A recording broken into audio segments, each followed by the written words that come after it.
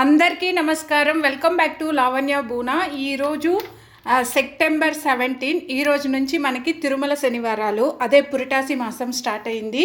ఈ ఇయర్ మొత్తంగా 4 తిరుమల శనివారాలు వస్తాయి.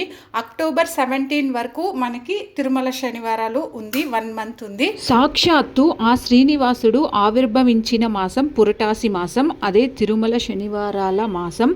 ఈ మాసంలోనే ఆ వైకుంఠవాసుడు వైకుంఠాన్ని వదిలి కలియుగంలో భూమి మీదకు వచ్చి విగ్రహం రూపంలో ఆవిర్భవించాడు అని మనకి పురాణాలు చెబుతున్నాయి. సో ఇటువంటి పవిత్రమైన పురటాసి మాసంలో 4 పవిత్రమైన శనివారాలు వస్తున్నాయి. సెప్టెంబర్ 17 బుధవారం నుంచి తిరుమల శనివారాలు ప్రారంభమయ్యి అక్టోబర్ 17 శుక్రవారంతో ముగియనున్నది. ఈ మాసంలో వచ్చే ఈ 4 తిరుమల శనివారాల రోజు పూజ జరుపుకుంటే మంచి జరుగుతుంది. ఆ స్వామివారికి ఇష్టమైన పిండి దీపాన్ని నైవేద్యంగా సమర్పించి తిరుమలకి వెళితే ఆ స్వామివారి అనుగ్రహం కలిగి మనకు అంతా మంచే జరుగుతుంది.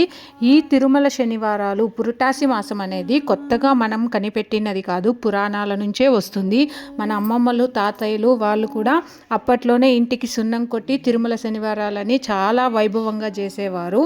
సో అప్పటి పద్ధతులన్నీ మానకుండా మనం కూడా పాటిస్తే మనకు కూడా మంచి జరుగుతుంది. ఈ వీడియో కనుక నచ్చినట్లయితే లైక్ చేయండి. Please subscribe.